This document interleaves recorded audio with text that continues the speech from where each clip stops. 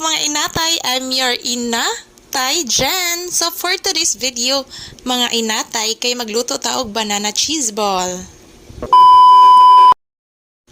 Ang pinaka-importante nga sagol sa to ang banana cheese ball kay ang kanang saging mga inatay.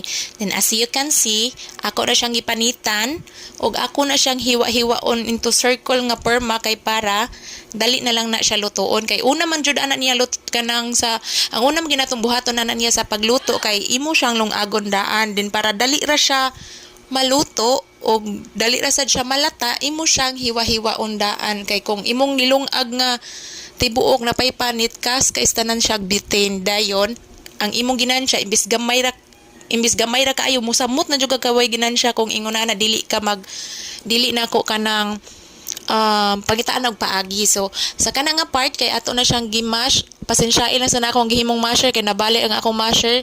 Ing ana nako siya ako siyang kanang bali pinupinuhon siya og maayo dayon ara pa na nako sagol ang iyang mga ingredients.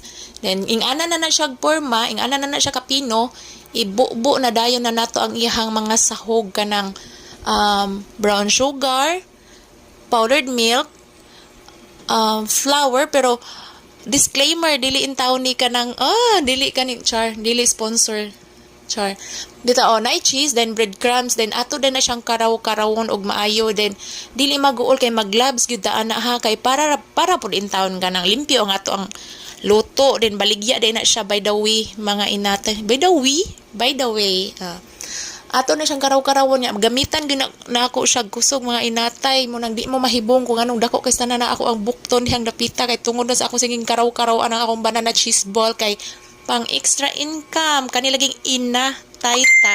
So kinahanglan kita magkanang mangitag paagi para makakwarta ta bahala ginagmay basta kanunay. So kana nga consistency enough na siya.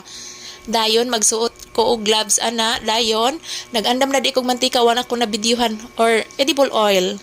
So ako na ibutang sa kanang akong kamot ipahid para dili mo pilit ng ato ang atong mixture.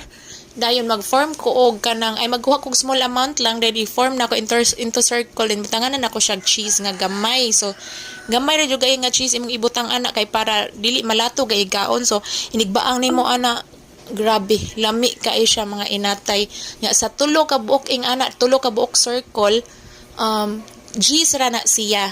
Then kana kay maglingin-lingin ta dugay gini siya home nun. So kana di nga time kay ala una na siya wala pa ko na human